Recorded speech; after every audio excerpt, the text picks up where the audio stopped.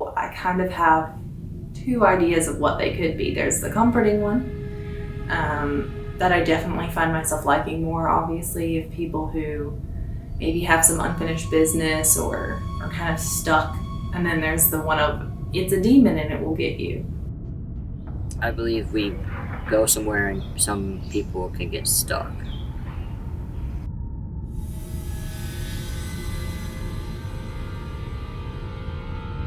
There is a place in Southport, North Carolina called Fort Caswell, and it's a bunch of old Navy forts that are you can go in, and they're dark in there because they're not maintained anymore. They're old, and it just is like you're underground in concrete in the pitch black.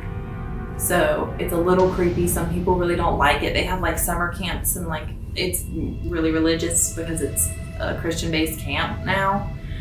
So I think they've driven out most of the spooky there, but it definitely scares little kids when they first go. And the houses are old, like over 100 years old, ancient, Greeky. The house that we're in, my family grew up in for 16 years. We've had it, and that was built from scratch, and so that's no creepy vibes. And Growing up, I grew up in like in a situation of abuse. My mom married a man who grew up in an abusive household. His father was very just malicious. And my mother built a house with the son that she married, and he had his own spaces, and I didn't go in his spaces because his space literally just when you walked in, like it sucked the air and the energy out of you. And while I was there, I always felt like something was watching me. Like I had night terrors as a child there because I felt like somebody was looking in my second story bedroom window. And I'd say this as a little kid, I didn't sleep good at night because of it. And I had really graphic nightmares as well. So that felt like there was something there, especially because I often got grounded by my stepdad, and he was the person that I felt unsafe around, and his areas felt unsafe. But so it wasn't an old space; it was a brand new house. My grandmother's mom died from breast cancer probably around 6 to 8 years ago now. And for some reason, wherever my grandmother goes somewhere, she brings something with her. Don't know what. Could be my grandmother, could be my grandfather, great-grandfather, who knows. And just electricity. She used to have a van. And that van was also 10 years old, so it was probably an electrical issue. But the doors would open automatically, the lights would flicker on and off. Definitely weird whenever my grandmother goes, like, to my house. She lived in my house for probably 2 years, and the lights flicker sometimes now. Religious places couldn't be. They're called a sanctuary for a reason. So I don't see a church being haunted. That's a place where you go to leave this world, not to stay in it. If you invoke a demon, it can show up. So I would say if there was going to be a sacred sanctuary that had that happen, a person made it that way. I'd say a cemetery. So that's where people go to rest, right?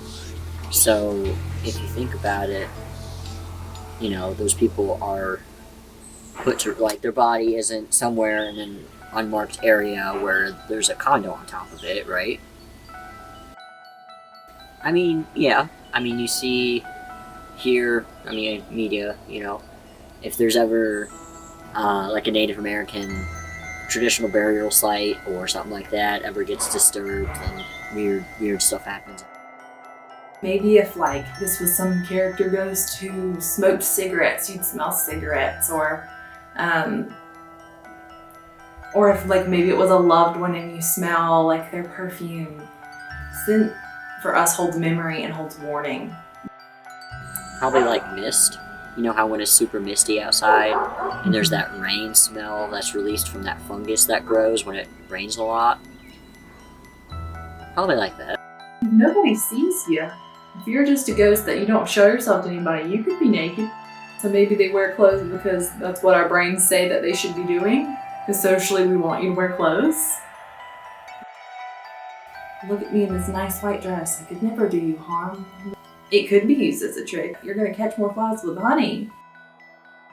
Not in a, I can change my appearance to be someone else, but I feel like they can change their appearance to be comfortable. I don't see any sort of moral issues with that. I mean, if you think about it, if someone was, died by shooting, and they had holes all over them, one would think that if their soul was in the shape of their body, they'd be able to choose whether or not they have the holes going through them. You could say like a human soul is this little orb-like thing, like a will-o'-the-wisp. I mean, if they can walk through it like a wall, they should be able to walk through you. Does it take on the matter it goes through? Like if it goes into the earth, does it take on the form of the earth? If it goes through a person, can it take on that person and be that person? Like, I mean, we know possession from a demonic sense. I could see them being able to be like, I'm just really pulling from this odd energy source, so here I can scratch you to make my presence known. But also, like, you get heat rashes and things like that. You hit stuff when you're scared and you're not paying attention. You're also usually, these ghost hunters are in like decrepit buildings with like lead and chemicals that we don't use anymore because they don't respond well to the human body. So could you be having a reaction to this pipe that you actually slid on when you were running away from this thing and got 3 scratches? Is it a demon, or is it this human spirit that's trapped or lost? Well, if they're technically can float through walls and stuff, can't they float through anything, right? Like you said, so how would they be able to pick something up? They can't just, I don't know, can they just choose their autonomy? Well, what stops them from, moving everything? If there are ghosts, and they can move stuff, can't they just move the earth into the sun and say, screw all of you? If I'm ever a ghost, I would like to have Murphy, who is my dog. I'd like him to be my ghost with me. If I don't get that, I don't want to be a ghost. If the pet's dead, I don't see why not. I'm sure they're out there somewhere, eating grapes that they're not supposed to eat and burgers and, I don't want to look at, some animal that is living and deserving of good things in the world and think, oh, you don't have a soul, you're just going to die and cease to exist completely. If they have a soul, I think it's totally reasonable that they would have ghosts.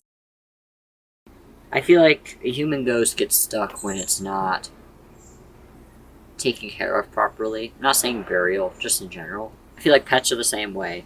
If a pet dies from getting beaten to death, similar premise. I think they're probably just stuck. But also, I feel like pets have a different standing.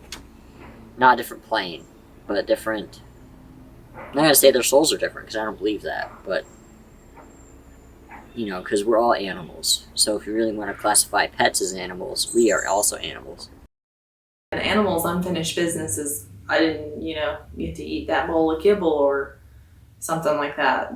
Their tasks are really focused on, especially wild animals, it's like eating and breeding. What unfinished business can you have with that?